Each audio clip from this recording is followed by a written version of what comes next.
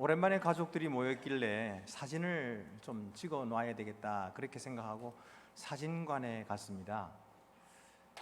들어갈 때는 사진이 좀 얼굴도 환하게 웃는 얼굴로 이렇게 잘 나오면 좋겠다.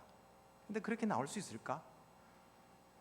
그런 생각을 가지고 들어갔어요.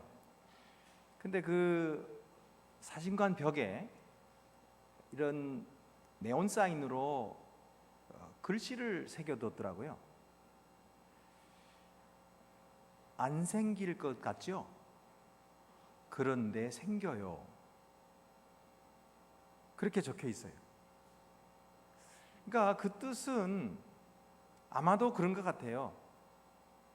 젊은 사람들 애인이 안 생길 것 같지만 그래도 두고 보면 생긴다. 또 사업이 잘 안 되는 사람 돈 안 생길 것 같지만 사업 잘 될 일이 생길 것 같지 않고 그렇겠지만 그래도 생길 거다. 이런 희망을 주는 그런 이야기 같아요. 그런데 그날 사진을 찍었는데요. 아주 환하게 웃으면서 행복한 그런 사진을 찍었어요. 보시고 싶으신 분들은 개인적으로 말씀하세요. 보여드릴게요. 여러분, 희망이 문제입니다. 우리 개인의 삶이나 국가의 정세나 교회 장래에도 희망이 있어야 되는데 희망이 살아날 때가 있고 희망이 꺼져갈 때가 있습니다. 근데 희망이 있는 사람은 어려울 때도 잘 극복하고 힘들어도 잘 참고 그리고 활기차게 살아가지만 희망이 사라져버리면은 인생은 어둡고 두렵고 춥고 고통스러운 것이 됩니다. 자살하는 사람들이 왜 자살할까? 희망이 없기 때문에. 희망이 없다고 그렇게 자살할 수가 있나? 사람이 그렇게 생각할지 몰라도 희망이 없이 살아가는 인생이 얼마나 고통스러운지 차라리 죽는 것이 덜 고통스럽겠다 이렇게 생각하고 죽는데요. 그러니 여러분, 마귀는 항상 사람들의 희망을 빼앗아가는 거예요. 안 돼, 망했어, 너는 성공할 수 없어, 이제 끝장이야, 이렇게 해가지고 멸망으로 끌고 가는 거예요. 그러나 여러분, 우리 믿는 사람들은 끝까지 희망을 붙잡아야 됩니다. 중국 격언에 강물에 빠진 사람은 뱀이라도 붙잡는다 이런 말이 있어요. 그 뱀 붙잡으면 물려 죽는데 그래도 붙잡는 거죠. 왜? 희망이 필요하니까. 마틴 루터는 이렇게 얘기했습니다. 이 세상을 움직이는 힘은 희망이다. 얼마 후 성장하여 새로운 종자를 얻을 수 있다는 희망이 없다면 농부는 밭에 씨를 뿌리지 않는다. 아이가 태어난다고 하는 희망이 없다면 젊은이는 결혼을 할 수가 없다.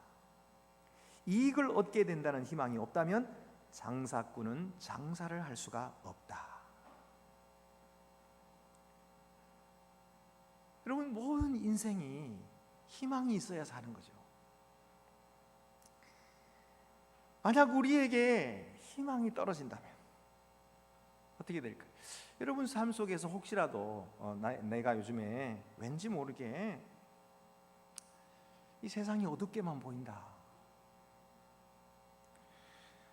내가 무기력해졌어, 생기가 없다, 또는 나는 아무것도 바라는 것이 없다, 기대되는 것도 없고 그냥 무덤덤하게 살아가고 있다. 만약에 여러분이 그러시다면 어떻게 하면 좋을까요? 어떻게 하면 희망이 살아날 수 있을까요? 다시 우리가 참된 희망과 참 소망을 소유하며 기쁘게 살아갈 수가 있을까요? 솔로몬 때에 아주 부흥하고 활기차게 부강했던 그 나라가 이제는 둘로 갈라져서 빼앗기고 위축되고 그리고 희망이 사라지고 있었어요.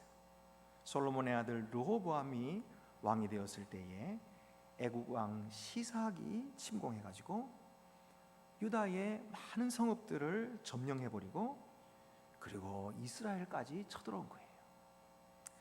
그래서 그 애굽의 지배를 벗어나기 위해서 그 애굽 사람들에게 왕궁의 모든 진귀한 보물들을 다 갖다 바쳤어요. 그리고 그 우상 숭배하는 자들 앞에 하나님의 백성들이 무릎을 꿇는 이런 수치를 당하기 시작했어요. 여러분, 하나님께서 택하신 백성에게 왜 이런 일이 벌어질까요? 그것이 하나님 말씀이 거짓이었기 때문일까요? 아니면 백성들의 믿음이 헛돼서 그랬을까요? 정말 그들의 희망이 회복될 수 있을까요? 여러분, 우리에게도 희망이 꺼져갈 때 첫째로 우리는 희망이 언제부터 꺼지기 시작했나 하는 것을 돌아봐야 합니다. 그래야 원인을 찾을 수가 있어요.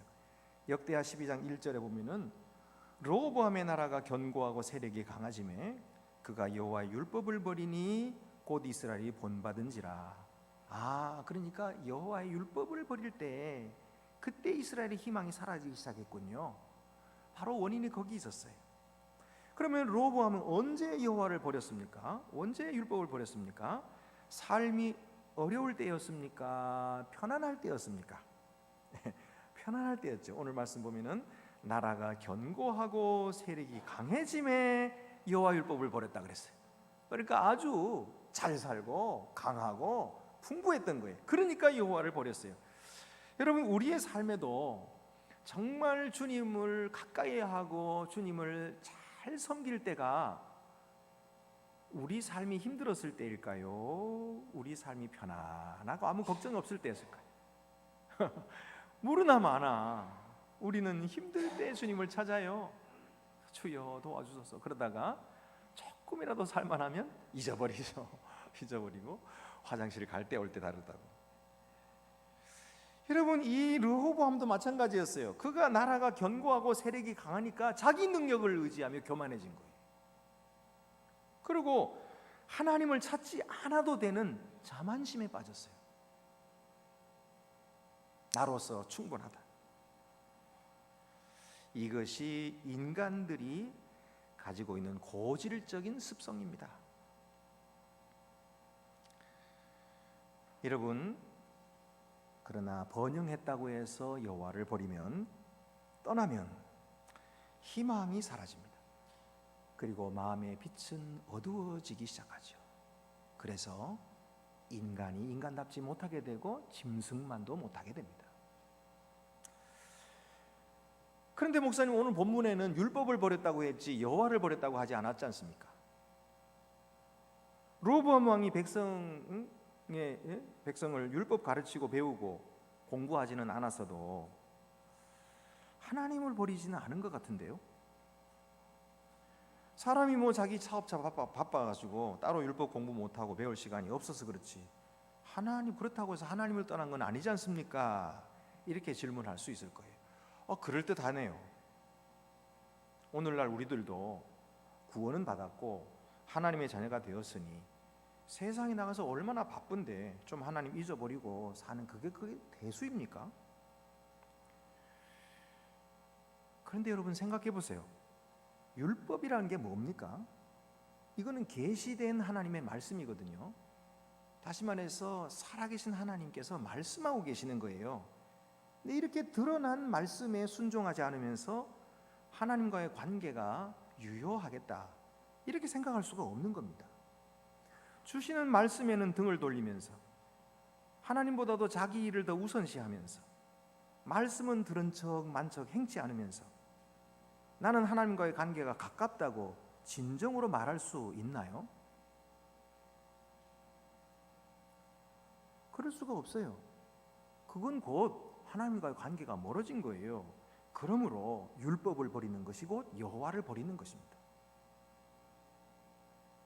그래서 5절에는 다시 하나님께서 말씀하시죠. 너희가 나를 버렸으므로 나도 너희를 버렸노라. 너희가 나를 버렸으므로 나도 너희를 버렸노라. 이렇게 말씀하시는 거예요.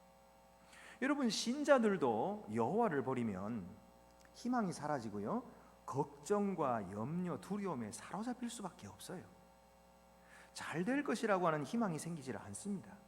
안 될 것이라고 하는 생각만 가득합니다. 이 일을 어쩌나 그러면서 걱정은 태산 같은데, 그 걱정을 계속 붙잡으면서 자기가 어떻게 헤어날까 그 궁리만 하는 거지, 하나님이 어떻게 하실까 믿지 않아요. 하나님께 구하지 않아요.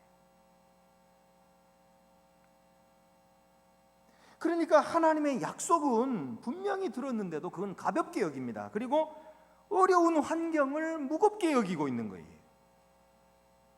여러분, 우리가 잘 아는 애굽에서 지금 구원을 받은 이스라엘 백성들, 광야를 지나서 가나안 땅에 다다랐잖아요. 다다랐을 때에 그 땅을 정탐하고 와서 무슨 말을 했습니까? 이스라엘 백성들이 약속의 가나안 땅을 정탐하고, 그 정탐위원회가 모두 악평을 했어요.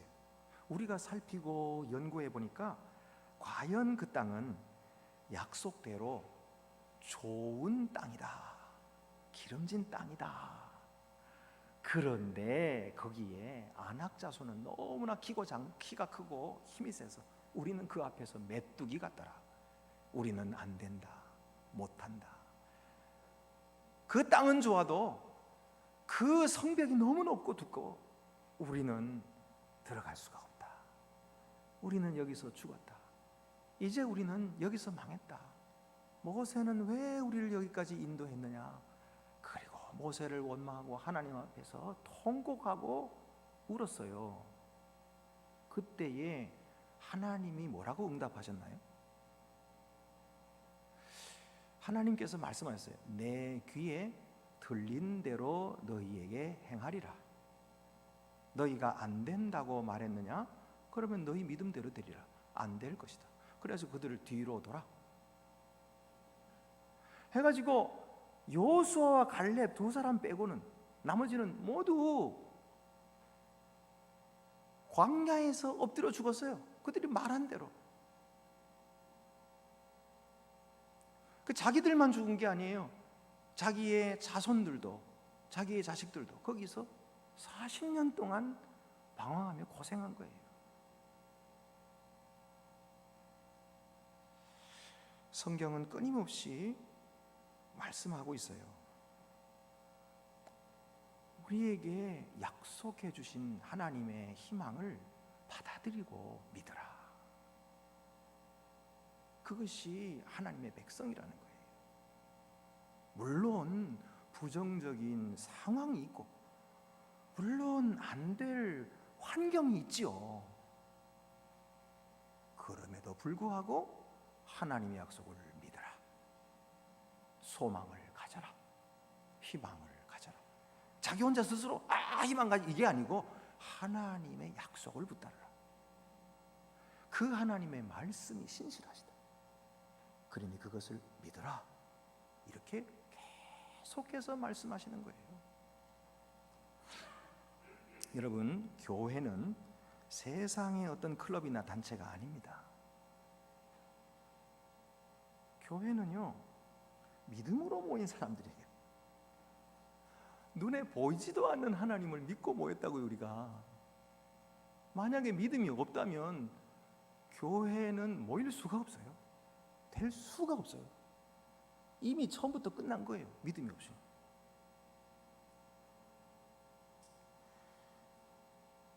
그래서 우리가 단체나 회사 운영하듯이 교회를 경영하면 안 됩니다. 교회는 하나님이 다스리시는 하나님의 집이에요. 하나님께서 자기 백성들을 택하시고 뽑으시고 부르셔서 하나님이 훈련하시고 그리고 하나님이 역사하시는 곳입니다. 그래서 우리가 오직 믿음으로 일할 때 하나님의 선한 일꾼이 될 수가 있어요. 믿지 아니하면 악한 일꾼이에요. 하나님의 일을 방해할 뿐이에요. 끊임없이 그 앞에서 하나님이 하시려고 하는데 계속해서 반대 이렇게 할 수밖에 없어요. 그래서 여러분, 우리가 믿음으로 일해야 됩니다. 우리가 잘 아는 히브리서 11장 믿음장에 뭐라고 되어 있어요? 첫 번째 나오는 말씀이 믿음은 바라는 것들의 실상이요 보이지 않는 것들의 증거니 선진들이 이로써 증거를 얻었느니라. 그러면서 쭉 말하는데, 아브라함은요 하나님께서 약속하신 땅이라 그러니까 보이지도 않는데 나간 거예요.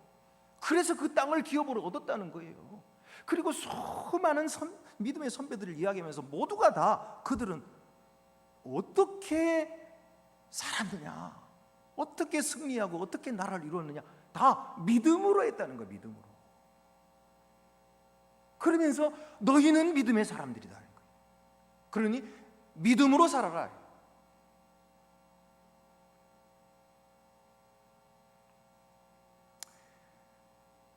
여러분, 우리가 못한다, 안 된다고 말할 것 같으면 교회는 일찌감치 문 닫는 것이 좋습니다. 우리는요 설령 안 되는 일이 있다 할지라도요 죽을 때까지 된다고 믿어야 됩니다. 설령 죽는 한이 있어서요 죽을 때까지 믿고 하나님 바라보다가 죽어야 돼요. 이것이 교회의 운명입니다. 우리들의 운명이에요. 우리가 그걸 선택한 겁니다. 우리가 그래서 믿기로 한 겁니다.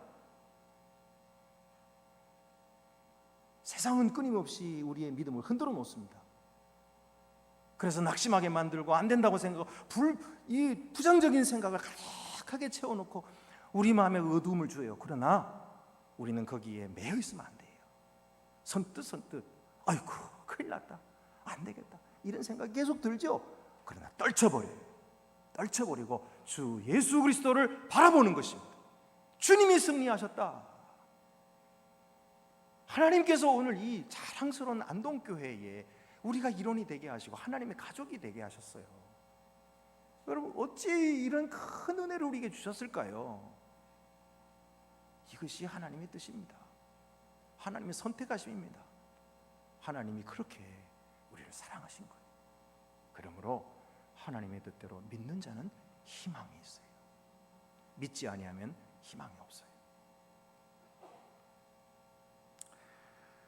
하나님이 교회에 주신 약속이 뭡니까?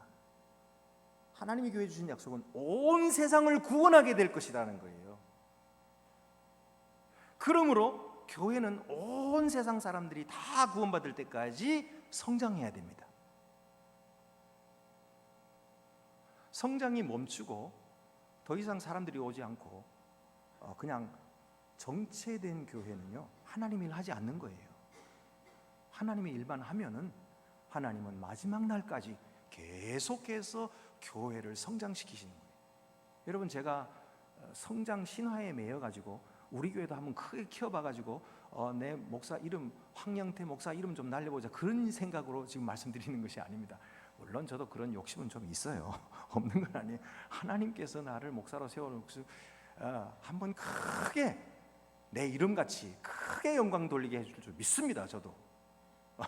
그러나 교회 크게 키우는 것이 목적이 아니고 하나님의 나라를 세우는 것이 목적이에요. 그래서 교회는 마지막 날까지 계속해서 끊임없이 성장하고 부흥해야 됩니다. 여러분, 믿으십니까? 우리 교회가 하나님의 은혜로 부흥하게 될 줄로 믿으십니까? 아멘. 할렐루야. 감사합니다. 여러분 같은 이 믿음이 있는 분들을 제가 목회할 수 있어서 너무나 감사합니다.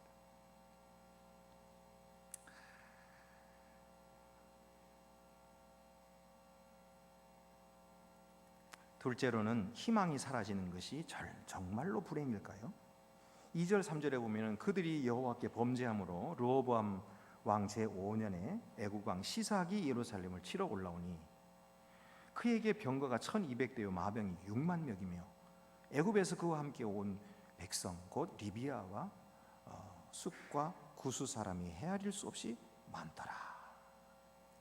그러니까 여로보암이 하나님을 버린 일에 대해서 하나님께서 어떻게 응답하셨어요? 하나님이 애굽 왕 시삭을 보내 가지고 유다를 침공함으로써 그들의 희망이 땅에 떨어지게 사라지게 하신 거예요. 하나님이 그들을 버리신 거예요. 4절에서 5절 보면은 시삭이 유다의 견고한 성읍들을 빼앗고 예루살렘에 이르니 그때 유다 방백들이 시삭의 일로 예루살렘에 모였는지라. 선지자 스마야가 르호보암과 방백들에게 나와 이르되 여호와께서 이같이 말씀하시기를 너희가 나를 버렸으므로 나도 너희를 버려 시삭의 손에 넘겼노라 하셨다 한지라. 이것이 그들의 죄 때문인 거예요.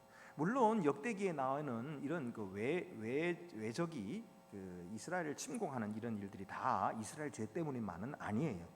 아비야 왕 때나 히스기야 왕 때는 하나님을 잘 섬긴 때였는데 그때도 외적이 침입했거든요. 그러니까 이것이 다 죄로 말미암아 온 건 아닌데 르호보암 때 이 침공은 그가 여호와를 버렸기 때문에 그 죄로 말미암아 그 범죄로 말미암아 이와 같은 어려움을 당한 것입니다. 그런데 하나님은 이렇게 어려움을 통해 가지고 그들이 죄에서 벗어나기를 원하셨던 거예요. 그래서 그들이 희망이 지금을 깨트리지만은 그러나 그 희망 깨트린 것이 오히려 그들에게 약이 되고 그들이 희망을 다시 품게 되는 그런 기회가 되는 것입니다. 그러므로 여러분 유다가 시삭의 침공으로 이방의 종이 되고 또 왕궁에 있는 보물들을 다 빼앗기고 여호와의 성전에 있는 기물들을 다 빼앗기고 희망이 사라진 것도 사실은 불행이 아닙니다. 그것은 다행한 일이에요. 왜? 하나님을 찾게 되었으니까, 다시 하나님과 관계를 맺게 되었으니까, 하나님과 올바른 관계를 맺고 그와 함께 살게 되었기 때문이죠. 그래서 이 하나님의 책망의 말씀을 들은 르호보암이 놀라운 응답을 하죠. 6절 말씀에 이에 이스라엘 방백들과 왕이 스스로 겸비하여 이르되 여호와는 의로우시다 하며. 자, 여기 아주 중요한 두 가지 반응이 들어 있습니다. 이 반응 때문에 여로보암은 구원함을 받았어요. 첫째는 뭐냐면 여호와는 의로우시다라고 하는 거예요. 여호와가 의로우시다는 말은 여호와가 옳으시다. 그러니까 그가 행하신 일, 이렇게 시삭을 보내가지고 우리를 침공당하게 하고 우리의 희망이 사라지게 한 것, 이것이 바로 의로우신 일이다. 하나님이 잘하신 일이다 하는 거예요. 여호와는 의로우시다 라고 고백했다는 거예요. 이것을 하나님께서 기뻐하세요. 또 하나는 그가 겸비했다라고 말씀하는 거예요. 이 겸비했다는 말은 겸손히 엎드렸다는 거거든요. 그러니까 하나님께서 그들에게 벌을 내리시는데도 그 벌이 우리에게는 너무 중합니다. 왜 이런 벌을 내리세요? 우리에게 너무 과해요. 왜 이렇게 그렇게 막 불평하지 않고요. 마땅합니다. 우리가 이런 일을 당하는 것이 마땅합니다. 저희가 죄를 범했으니까 하나님께서 이런 일을 주셨군요. 마땅합니다 하고 그 앞에 엎드린 거예요. 그러니까 하나님의 절대적인 주권 앞에 복종한 거지요. 그게 스스로 겸비했다는 거예요. 그러니까 하나님께서 이 스스로 겸비하는 르호보암 왕을 축복하시는 거예요. 그래서 시삭을 쫓아버리죠. 여러분, 하나님의 자녀인 우리들은 이 세상에서 어떤 희망이 사라진다고 해도 실망하면 안 됩니다. 이 희망이 다 사라진다고 해도 우리에게 하나님이 계시기 때문이에요. 하나님은 영원히 우리를 떠나지 않다고 말씀하셨고 우리를 지키시겠다고 말씀하셨기 때문에 그 언약을 굳게 붙잡고 믿는 자는 다시 하나님께서 희망을 주실 줄로 믿습니다. 그래서 이 세상의 희망이 사라진 때 그때가 기회예요. 하나님을 만날 기회고 하나님을 찾을 기회고 하나님께로 돌아갈 수 있는 기회인 것입니다. 세 번째로는 그러면 새 희망은 어디서 올까요? 하나님께로부터 옵니다. 하나님이 그들을 치시게 하는 중에도 긍휼을 베풀어 주시거든요. 어디 그 말씀이 나옵니까? 7절 8절 말씀 보면은 여호와께서 그들이 스스로 겸비함을 보신지라 여호와의 말씀이 스마야에게 임하여 이르시되 그들이 스스로 겸비하였으니 내가 멸하지 아니하고 그들을 조금 구원하여 나의 노를 시삭의 손을 통하여 예루살렘에 쏟지 아니하리라. 그러나 그들이 시삭의 종이 되어 나를 섬기는 것과 세상 나라들을 섬기는 것이 어떠한지 알게 되리라 하셨더라. 여기 조금 구원한다 그랬잖아요. 조금 구원한다는 게 뭐예요? 완전히 구원 안 하고 그래도 물건들 보화들을 뺏기게 하시고 그리고 또 그들의 종이 되어서 또 어느 기간 동안 섬기게 하시고 그 죄로 인한 결과를 맛보게 하신단 말이죠. 왜 그렇게 하시는 거예요?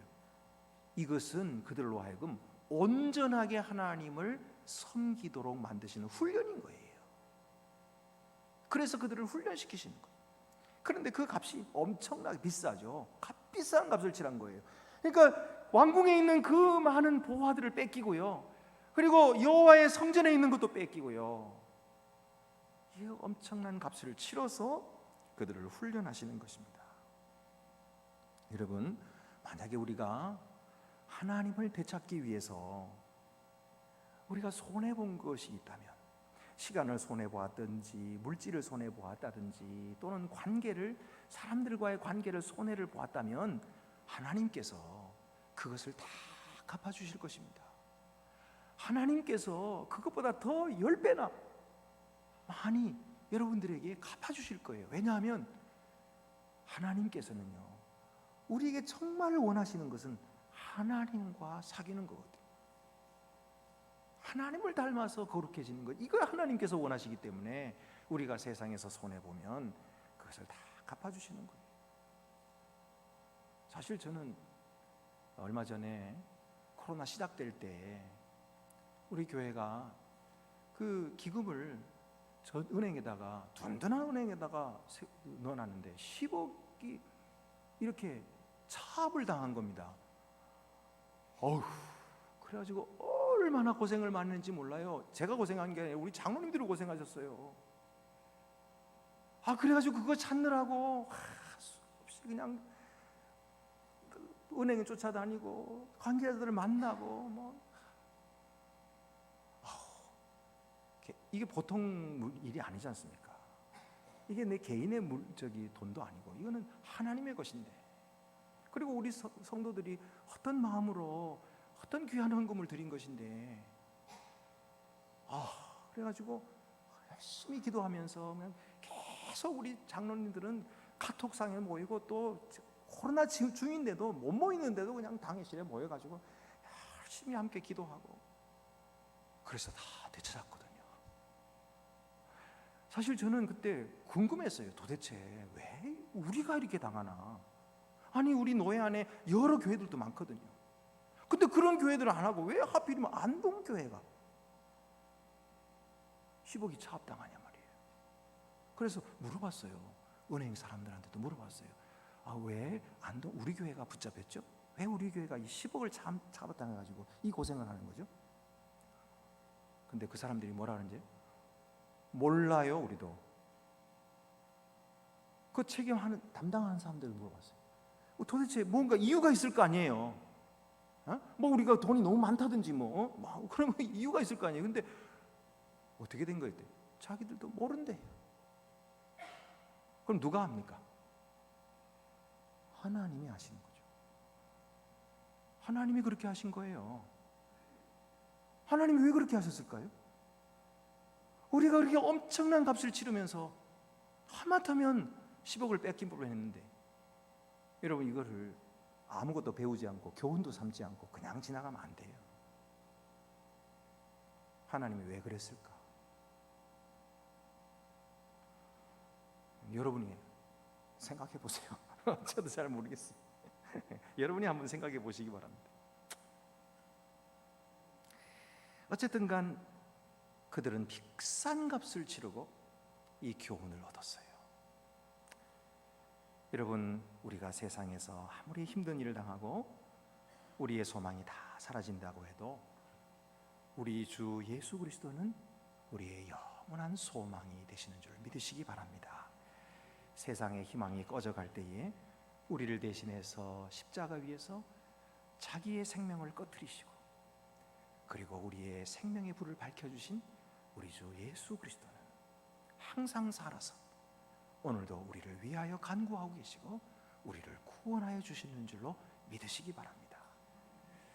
그래서 예수님을 만나는 자마다 구원함을 얻는 거예요. 희망을 가지게 되는 거예요. 12해를 혈루증으로 앓던 여인도 예수님이 지나간다는 소문을 듣고서는 그의 옷자락에 손을 대잖아요. 이제까지만 해도 자기의 그 혈루증을 아무도 고쳐주지 못했어요. 의사한테 찾아가고 의사 혈압을 수단을 해가지고 온 몸이 다 고생하고 약 사느라고 돈 다 허비하고, 그래도 병은 더 중해지고요.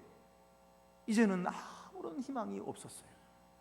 아무런 희망이 없었을 때에 예수 그리스도의 옷자락을 만지자 그의 옷자락에서 그의 모든 혈루 근원이 말라버리기 시작하고 그리고 그는 완전히 새 사람이 됐어요. 구원함을 얻었어요. 여러분, 우리 주 예수 그리스도는 오늘도 그에게 나오는 자마다 생명을 주시고 영생을 주시고 희망을 주시고 참된 소망을 주시는 줄로 믿습니다. 오늘도 우리는 절망스러운 세상을 살아가고 있어요. 앞을 봐도 뒤를 봐도 우리가 살아날 수 있을까 하는 절망밖에 없어요. 한숨 소리가 온 세상에 가득합니다. 그러나 여러분, 우리들은 하나님께서 빛을 주시고 소망을 주시고 계십니다. 이 소망을 온 세상에 나누어 주기도록 하나님께서 우리를 먼저 불러주셨으니 이 소망 가운데 큰 희망을 품고 하나님께 영광을 돌리는 주님의 자녀들이 다 되시기를 바랍니다. 기도드리시겠습니다. 은혜로우신 하나님 아버지, 오늘도 저희들은 어려운 현실 속에 살아갈 수밖에 없습니다. 그리고 우리에게 무슨 희망이 있을까 생각할 때에 절망할 수밖에 없습니다. 그러나 주여, 하나님께서 이스라엘을 향하여서 그들에게 소망을 주시고 다시 부흥하게 하시는 것은 우리가 주님을 믿을 때에 주 안에서 참된 소망을 얻을 수 있는 줄로 가르치기 위함인 줄 믿습니다. 주여, 오늘도 우리가 십자가 앞에 나아갑니다. 우리 주 예수 그리스도의 옷자락을 붙듭니다. 주여, 우리로 하여금 주님 안에 소망을 찾게 하여 주시옵소서. 이 세상의 그 어느 곳에도 우리에게 소망을 줄 자는 없지만 하나님만은 우리 편이셔서 우리에게 소망을 주시고 참된 희망으로 오늘도 살아가게 하시고 큰 소망 품고 살아가게 해줄 줄로 믿습니다. 우리 주 예수 그리스도의 이름으로 기도드립니다. 아멘.